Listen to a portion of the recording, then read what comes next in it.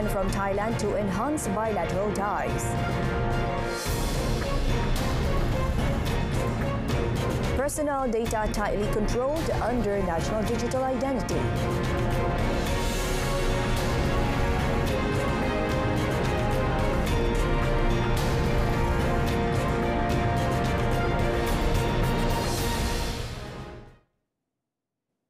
Good evening and Salam Malaysia Madani. Watching Malaysia Tonight, I'm Shuhaida Arifin. There's clear commitment from Thailand towards enhancing bilateral relations with Malaysia. Prime Minister Datuk Seri Anwar Ibrahim said that Thai Prime Minister Srettha Thavisin is committed to enhancing bilateral relations between the two countries. And he is committed to enhancing bilateral relations within the two countries. So it is up to us also to respond, because I have not seen in the recent past such effective collaboration because of a clear political commitment to ensure that all decisions must speedily resolved. Datuk Seri Anwar was on a working visit to Thailand to discuss bilateral cooperation with his counterpart Srettha. The Prime Minister said the working visit was also to promote and develop the Northern Peninsular Malaysia and Southern Thailand regions. Among the matters discussed in his meeting with Srettha were the mutual benefits of enhancing the tourism sector and cooperation in the Halal industry. He said although there has been a good relations between the two countries, the Thai Premier is positive and wants to speed things up. The visit held at the invitation of Srettha aims to review the progress of the road alignment project connecting the Bukit Kayu Hitam Immigration ICQS checkpoint in Malaysia and the Sadao Customs Immigration and Quarantine Complex in Thailand.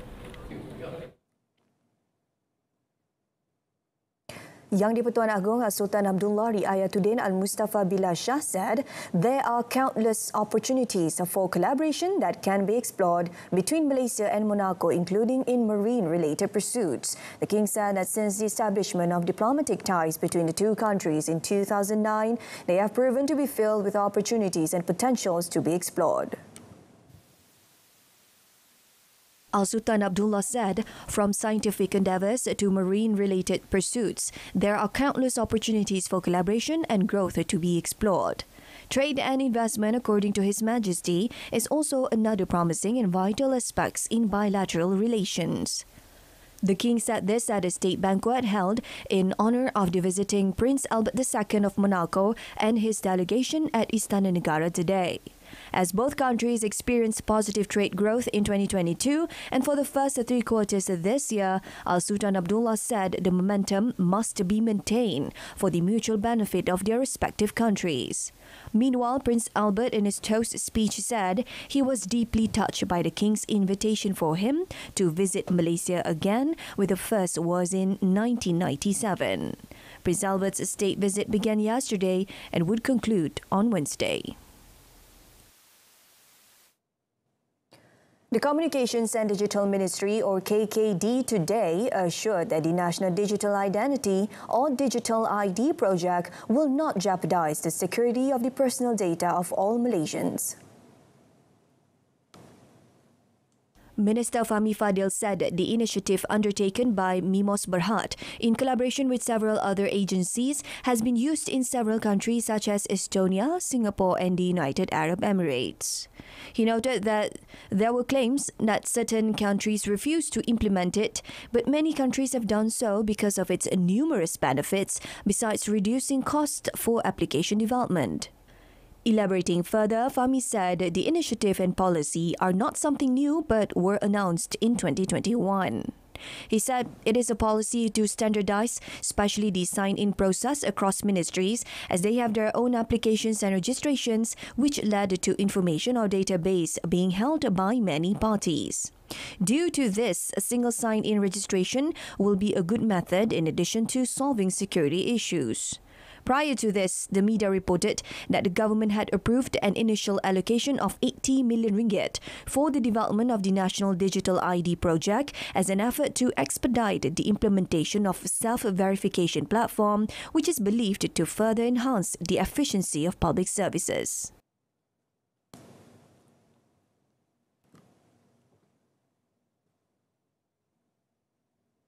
The government will roll out the targeted RON95 subsidy program in the second half of the 2024 to optimize its resources towards those that need it the most. Economy Minister Rafizi Ramli said a country where those in the top 20 T20 income group are receiving 53% of blanket fuel subsidies is not a sustainable model, nor is it an equitable one. I think all of us agree that. He said given Malaysia's public finances are running a fiscal deficit of more than 5% for 3 consecutive years, there's a need to find new avenues to mobilize resources and reduce wastages within the system. When we do roll out the subsidy retargeting program, by the end of 2024, it will translate into a much better fiscal position for the country straight away. And if we are lucky, when this coincides with the upside of the global economic growth and the benefit for the country in terms of investments, in terms of the outlook and interest in this country will double up. He said this at the National Economic Outlook Conference, NEOC, in Kuala Lumpur today. The implementation of targeted subsidies under consideration now is not expected to increase costs for existing industries. Deputy Finance Minister Datuk Seri Ahmad Maslan, however, said the government still emphasises the implementation and effective communication aspects to industry so that there's no shock to the economy. Bagi terus melindungi pengguna daripada kesan kenaikan harga sebenar minyak mentah di pasaran global, kerajaan masih mengekalkan harga siling petrol RON 95 pada kadar RM2.05 seliter dan diesel pada kadar RM2.15 seliter sehingga kini. Sungguh pun harga pasaran sebenar bagi kedua-dua produk telah melebihi paras harga siling yang ditetapkan. The Deputy Minister noted that the government will ensure that when the targeted subsidies are implemented next year, expected in March 2024, the government will start with diesel first and then RON95 the following month. He added what is important is law enforcement when targeted subsidies are implemented.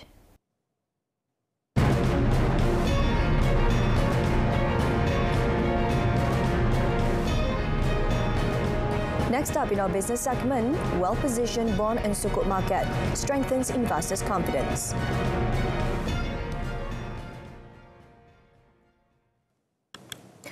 The Malaysian bond and sukuk market is well-positioned to provide crucial financing towards productive and socially responsible initiatives. For a sustainable future. Securities Commission Malaysia Chairman Datuk Seri Awang Adik Hussein said the Malaysian bond and sukuk market is one of the most developed and largest markets in the region with a total outstanding value of RM2 trillion as of 31st October this year, representing more than 50% of the Malaysian capital market. He said Malaysia is indeed the largest sukuk market with 35% of global outstanding sukuk, ahead of Saudi Arabia and Indonesia. He also said that the country also remains the regional leader in sustainable and responsible investment SRI Sukuk. Up to October this year, 3 SRI Sukuk with a total program size of RM2.2 billion have been launched with the Securities Commission. Incorporating sustainability into the bond and sukuk market will not only align the market with the national agenda, but also ensure long-term resiliency and prosperity.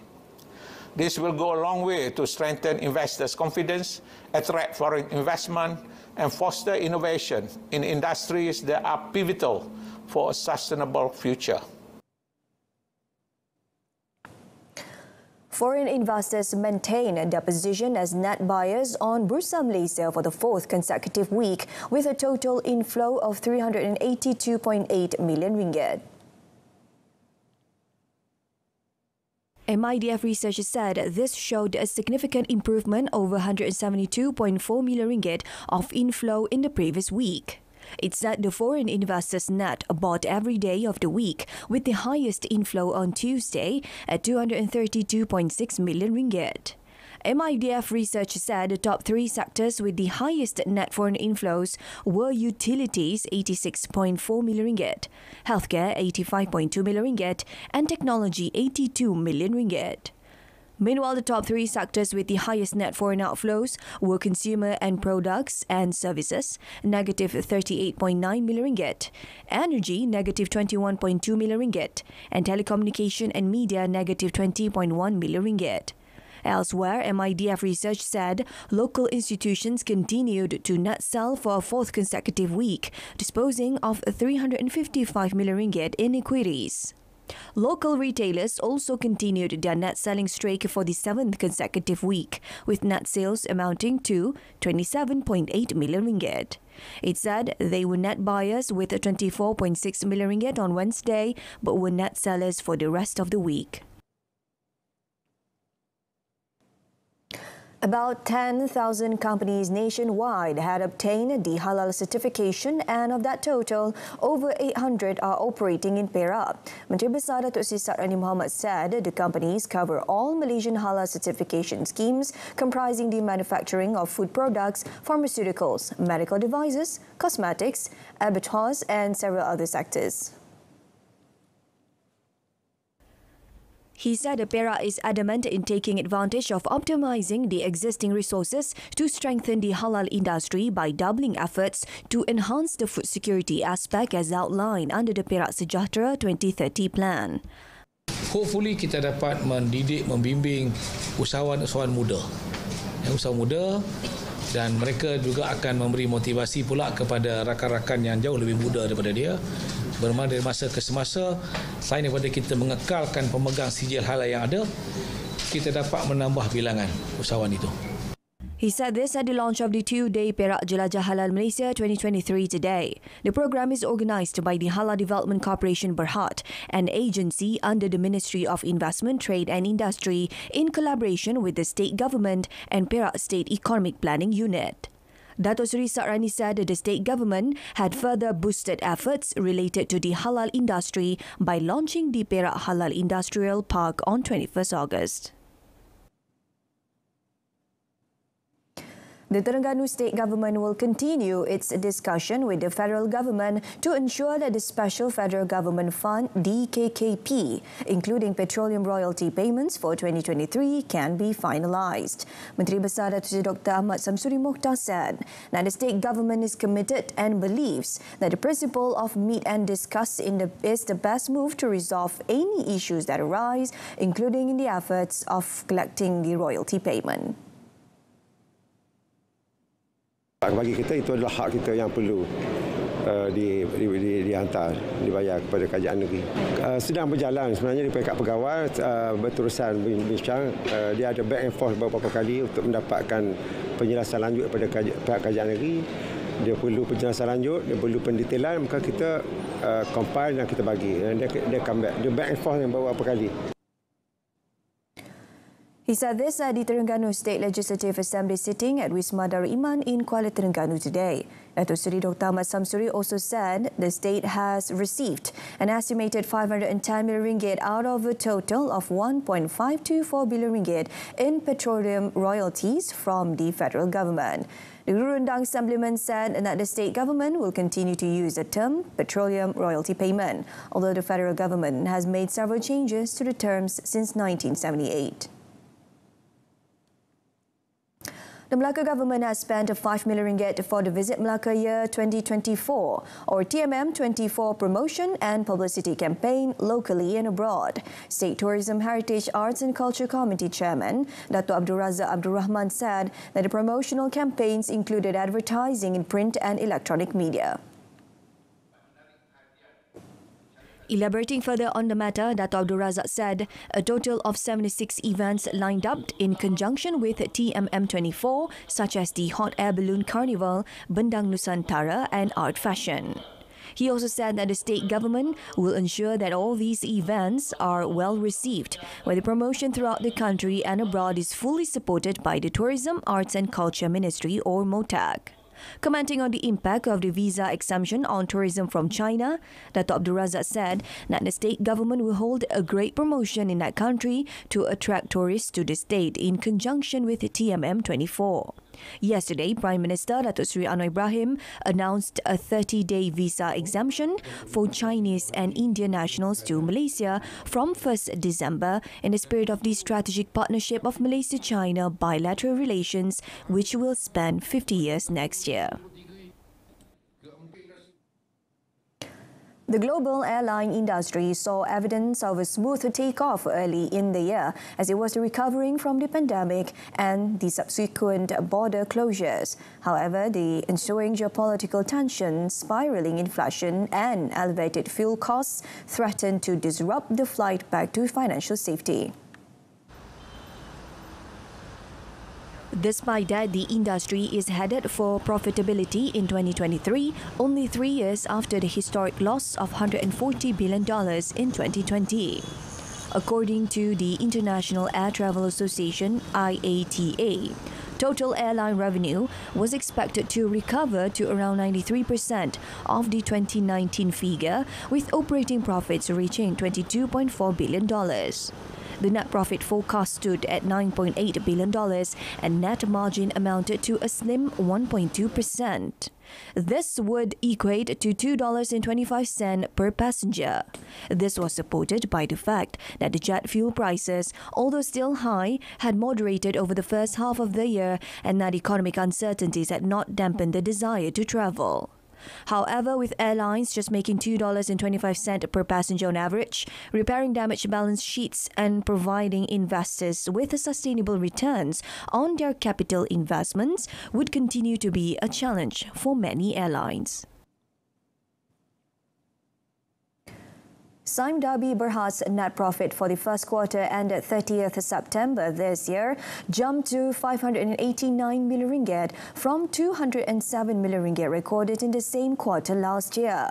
The group, in a filing with Business Malaysia today, said revenue improved to 13.98 billion ringgit from 12.18 billion ringgit previously.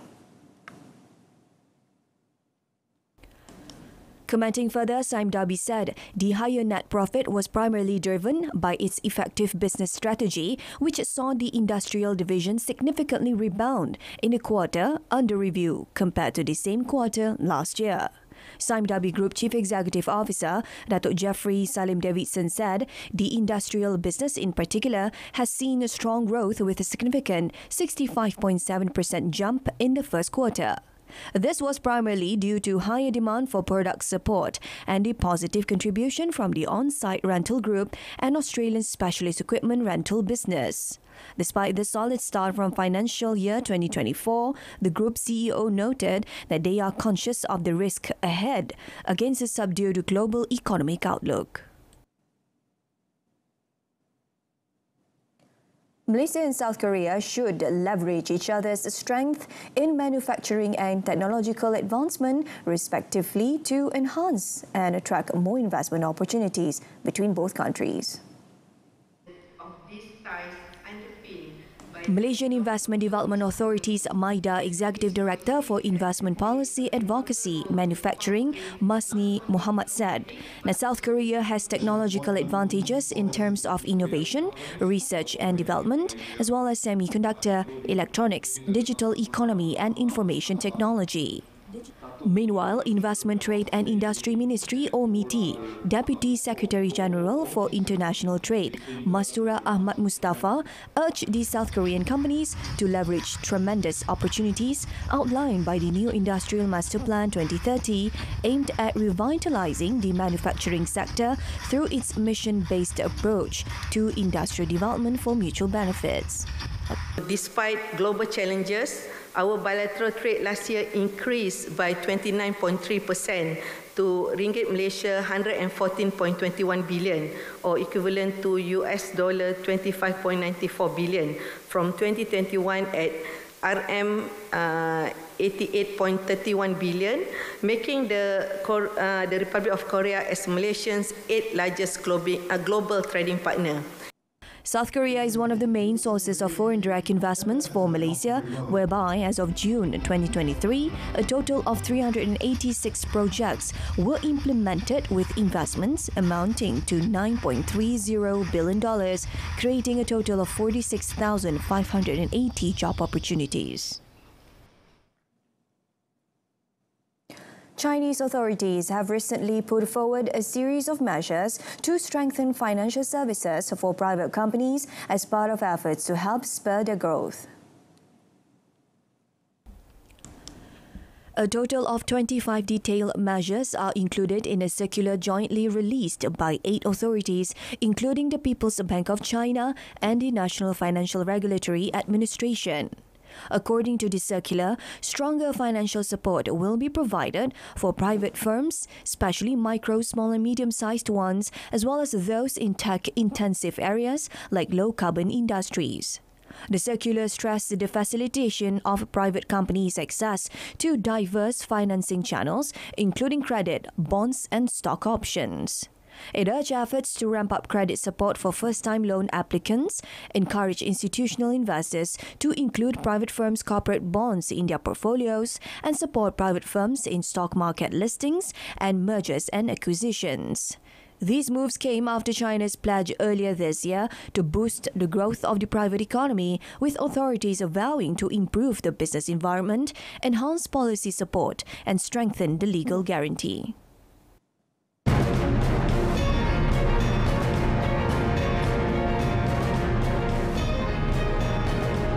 Coming up in our foreign segment, Israel-Hamas truce enters final day with a talk of extension.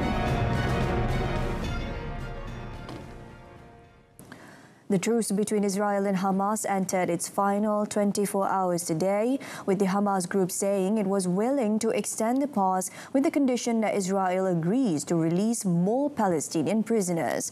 The pause that began on Friday has seen dozens of hostages freed, with over 100 Palestinians released by Israel in return.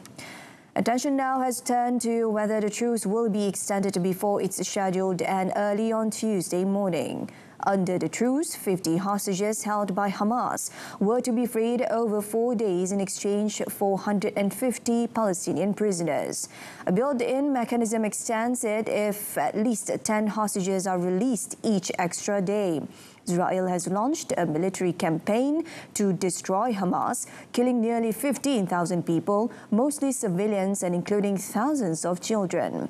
It has faced mounting pressure to extend the pause mediated by Qatar, the United States and Egypt, though its leaders have been keen to dismiss any suggestion of a lasting halt to the offensive. Hamas, meanwhile, has signaled its willingness to extend a truce, with a source saying that the group told mediators they were open to prolonging it by 2 to 4 days. The pause in fighting has allowed more aid to reach Palestinians struggling to survive with shortages of water and other essentials.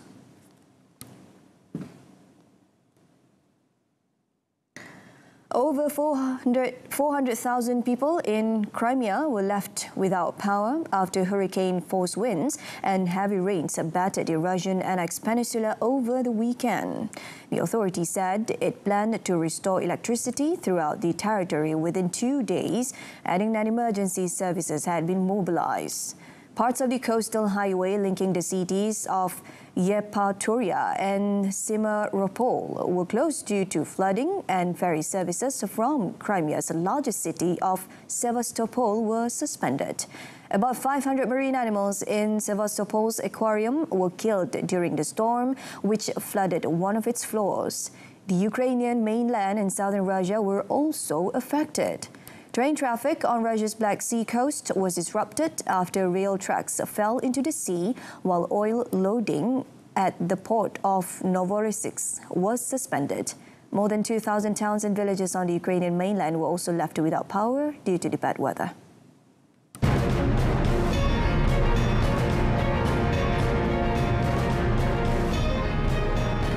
Next up in sports, Malaysia-Australia Hockey Junior World Cup tie rescheduled.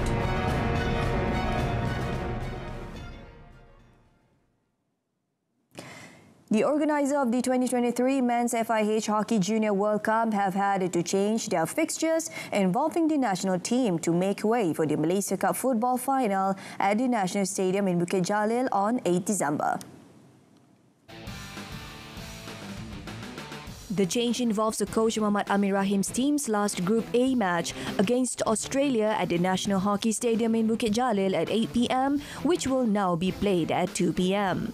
Competitions manager Brian Gerard Fernandez said the change was made after the advice by the police and agreed upon by the International Hockey Federation (SAHIH).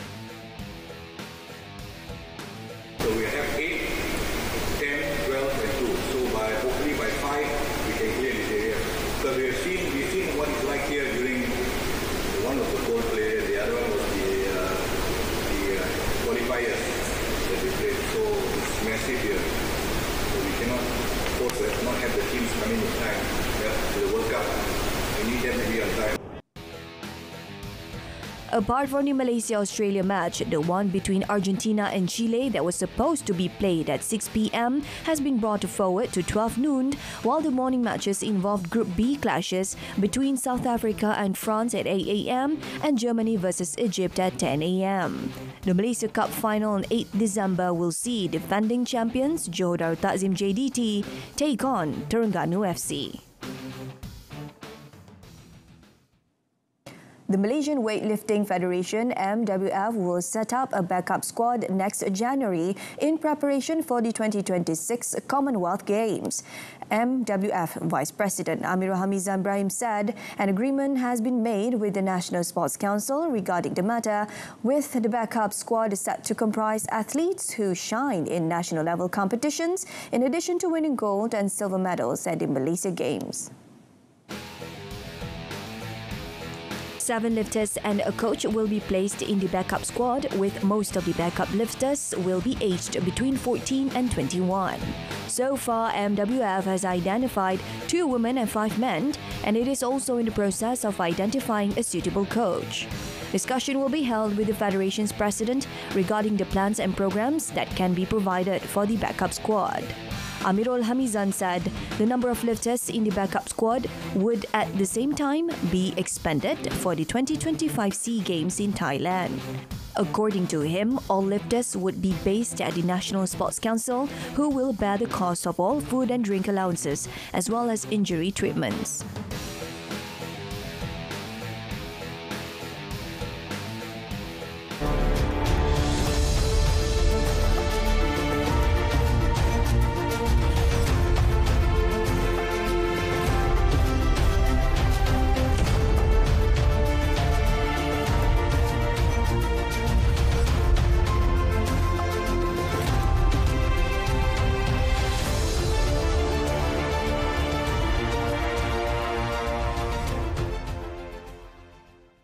Right, so that concludes this evening's Malaysia Tonight. In our top story, clear commitment from Thailand to enhance bilateral ties. Do tune in to World Today coming up tomorrow at 12:30 p.m. on TV2. From river to the sea, Palestine will be free. I'm Shuhaida Arifin. Thank you for watching.